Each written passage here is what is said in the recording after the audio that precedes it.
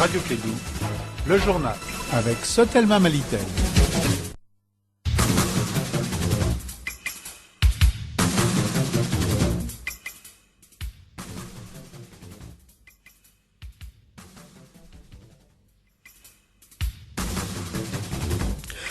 Mesdames et messieurs, bonjour. Merci pour votre fidélité. Bienvenue dans ce 13h les titres.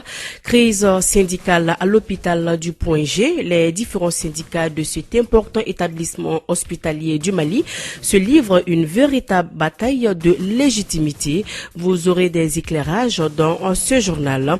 Les familles fondatrices de Tenankou demandent au gouvernement malien la réparation des dommages causés par la rébellion de 1991 dans le ville. La Côte d'Ivoire célèbre ce mercredi le 59e anniversaire de son indépendance. Les festivités et le défilé militaire ont eu lieu ce matin dans la commune de Trècheville à Abidjan. Hier, le président Alassane s'est exprimé sur tous les sujets qui animent le pays et notamment sur la situation politique en Côte d'Ivoire. Le paludisme frappe fort au Burundi. Environ 5 millions de Burundais sont aujourd'hui atteints par cette maladie. Voici donc pour les titres, les détails dans un instant avec Mariam Kouyati.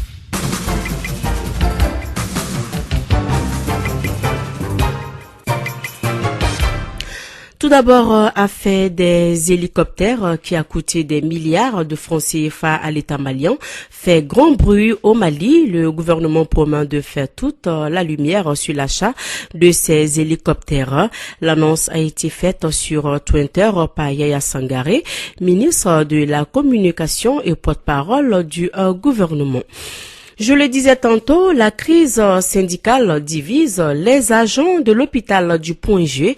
Depuis plusieurs mois, les différents syndicats de cet important établissement hospitalier du Mali se livrent une véritable bataille de légitimité et particulièrement au niveau du syndicat national de la santé, de l'action sociale et de la promotion des femmes au sein duquel on retrouve deux bureaux. L'un des bureaux a déposé le 25 juillet dernier un préavis de grève qui doit prendre effet à compter de ce jeudi 8 août pour 48 heures de cessation de travail pour les agents de l'hôpital du Point G. Les explications avec Mahamadou Khan. L'hôpital du Point G compte 4 syndicats. En 2018, le renouvellement du bureau du syndicat national de la santé, de l'action sociale et de la promotion des femmes fut un échec et a donc donné naissance à des bureaux, celui sortant et un autre parallèlement.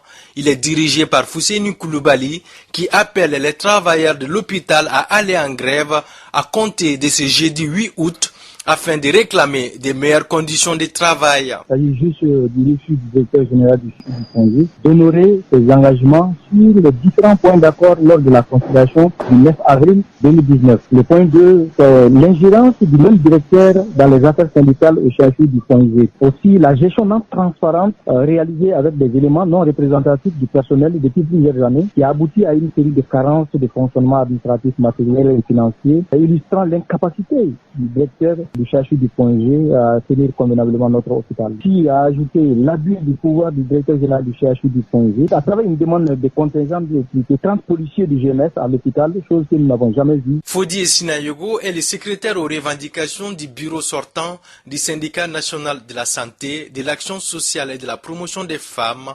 Il conteste la légitimité de Fousseini Koulibaly et rejette fermement ce préavis de grève. Aujourd'hui, le syndicat qui a déposé un préavis de grève, pour nous, c'est du folklore. Le Point G n'a nullement besoin d'un préavis de grève aujourd'hui. Le Point G ne doit pas aller en grève aujourd'hui pour cause. Il y a à peu près 1 année, 2 ans, l'hôpital du Point G ne pouvait réaliser aucun examen sur place. La radio, le plateau technique de l'hôpital du Point G était carrément nul. Il n'y avait plus de la radio au Point G, il n'y avait plus de réactifs au niveau du laboratoire. Aujourd'hui, le plateau technique de l'hôpital du Point G répond aux besoins. C'est vrai, il y a des difficultés au point G comme dans tous les hôpitaux. Et nous disons, en tant qu'un syndicat responsable, ce n'est pas en ce moment-là qu'il faut continuer des mouvements. Ça ne fait pas avancer la structure. Malgré l'implication des plus hautes autorités du pays et notamment des ministères en charge de la santé et de la fonction publique, de l'INTM, l'Union nationale des travailleurs du Mali, du Bureau national du syndicat de la santé, de l'action sociale et de la promotion des femmes ou encore de la commission de conciliation, la crise syndicale semble persister à l'hôpital du Point G. Voilà, restons toujours au Point G.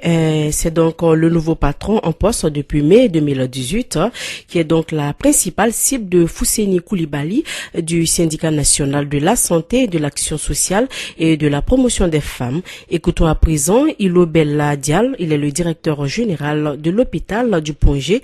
Il s'exprime au micro de Mahamadou Khan.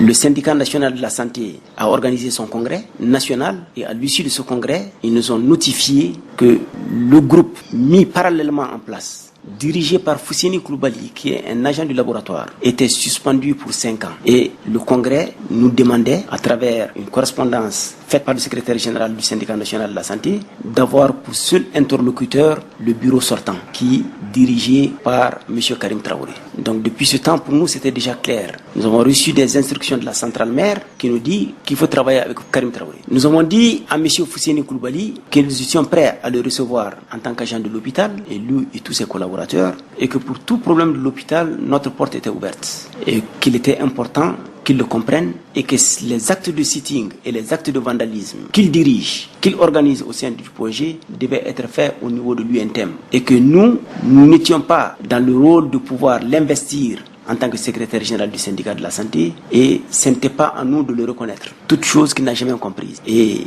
ils sont lancés dans des actes se traduisant en préavis de grève, dans lesquels ils ont fait cas du plateau technique, ils ont fait cas de toutes les insuffisances qui existent à l'hôpital, des insuffisances que nous avons héritées dans la plupart, mais qui en fait tournent autour de sa reconnaissance comme secrétaire général du syndicat national. Et c'est dans ce climat que nous vivons jusqu'ici.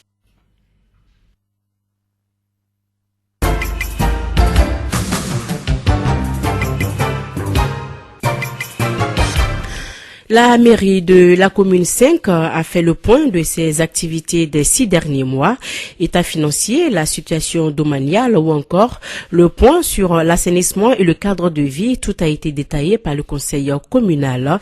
Cet exercice vise à corriger les insuffisances mais aussi à consolider les acquis. On en parle avec Arunaba.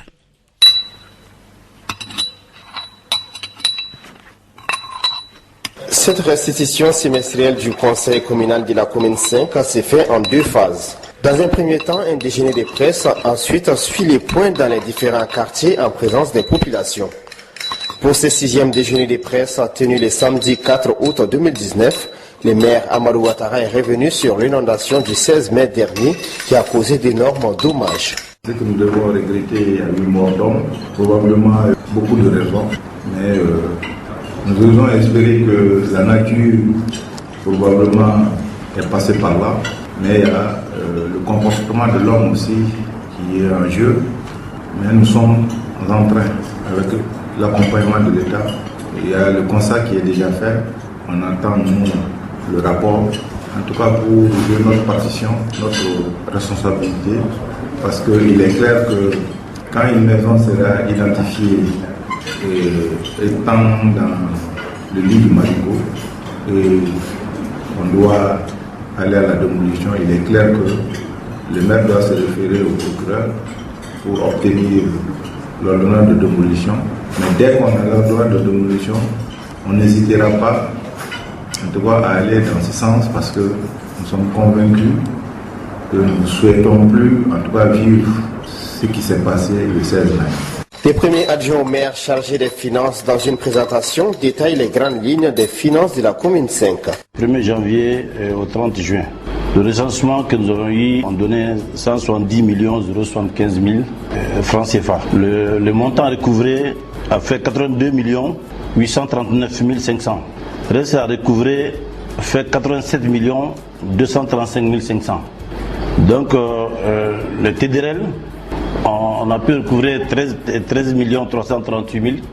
Sur la publication, on a recouvré 13 746 500. La légalisation fait 1 307 800. Donc les frais confondus pour la mairie, dont le salaire de 160 agents estimé au fonds propre de la mairie à 328 331 747. L'État paye le salaire à 1 563 millions d'euros, 37 669 CFA.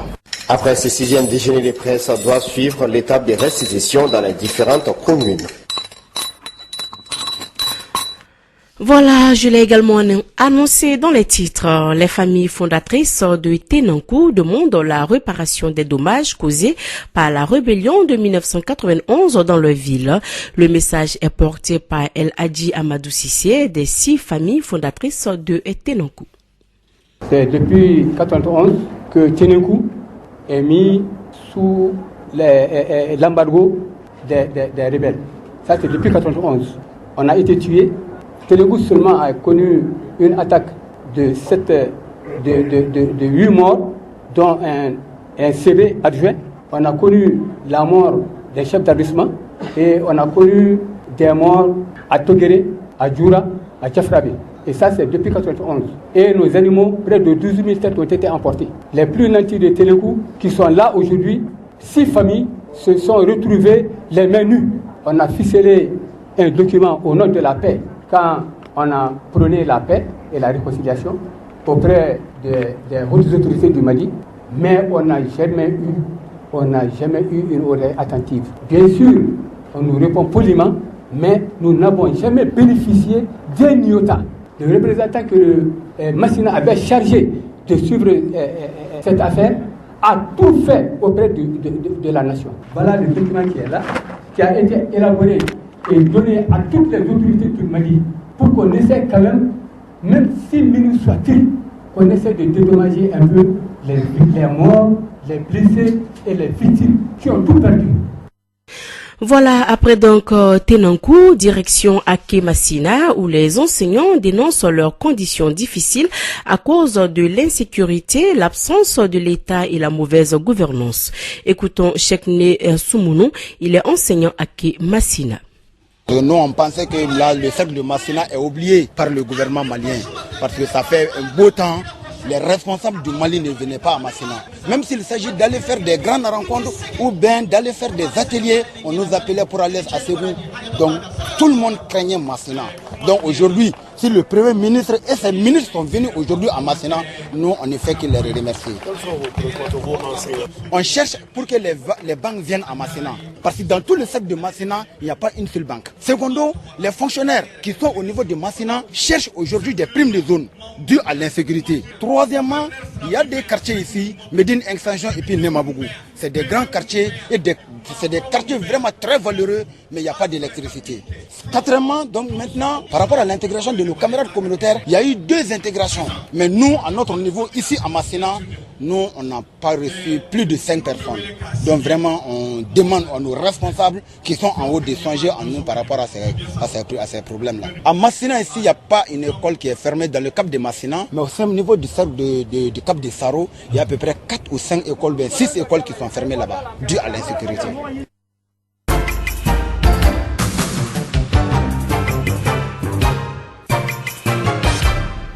L'actualité hors du Mali, la Côte d'Ivoire célèbre ce mercredi le 59e anniversaire de son indépendance. Les festivités et le défilé militaire ont lieu ce matin dans la commune de Treichville à Abidjan. Hier, le président Alassane Ouattara a pris la parole pour s'adresser aux citoyens. Il s'est exprimé sur tous les sujets qui animent le pays et notamment sur la situation politique en Côte d'Ivoire. En Algérie, nouveau coup de théâtre dans la crise politique. La télévision nationale a annoncé hier en milieu de journée qu'un mandat d'arrêt international avait été lancé contre l'ancien chef d'état-major et ancien ministre de la Défense Khaled Nezar. Le général Khaled Nezar, qui a été l'homme fort du pays dans les années 1990, séjourne actuellement en Espagne et est poursuivi par le tribunal militaire pour complot et atteinte à l'ordre public. Au Mozambique, la Renamo, une ancienne rébellion qui avait pris les armes en 2013 pour réclamer un meilleur partage du pouvoir, a enfin signé un accord de paix. Cet accord est la troisième tentative de conclure une paix durable. Il intervient à quelques mois d'élections générales prévues en octobre.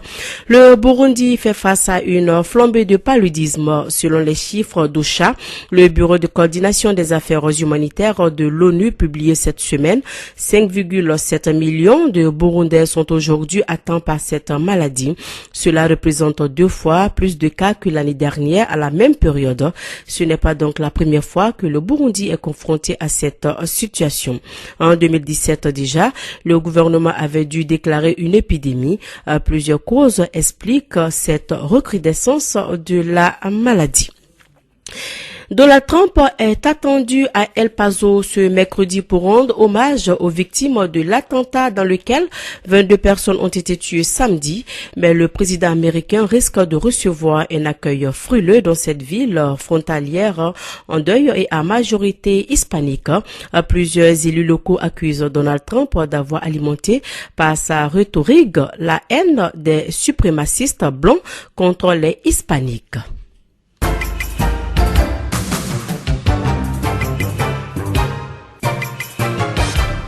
Il est 13h passé de 15 minutes dans notre studio. C'est la fin de cette édition. Le rappel des titres. Crise syndicale à l'hôpital du Point G. Les différents syndicats de cet important établissement hospitalier du Mali se livrent une véritable bataille de légitimité. Les familles fondatrices de Tenankou demandent au gouvernement malien la réparation des dommages causés par la rébellion de 1991 dans le ville. La Côte d'Ivoire célèbre ce mercredi le 59e anniversaire de son indépendance. Les festivités et le défilé militaire ont lieu ce matin dans la commune de Treichville à Abidjan. Hier déjà, le président Alassane Ouattara s'est exprimé sur tous les sujets qui animent le pays et notamment sur la situation politique en Côte d'Ivoire. Le paludisme frappe fort au Burundi. Environ 5 millions de Burundais sont aujourd'hui atteints par cette maladie. Sur ce, se referme cette édition. Merci à vous de l'avoir suivi. Présentation Mariam Kouyaté, partie technique Fatou Fall. Dans un instant, votre émission sportive. Et bon appétit à tous si vous êtes à table. L'information continue toujours sur notre antenne.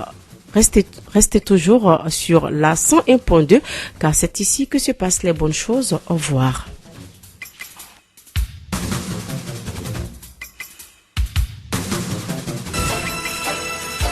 Radio Kédou, le journal avec Sotelma Malitel.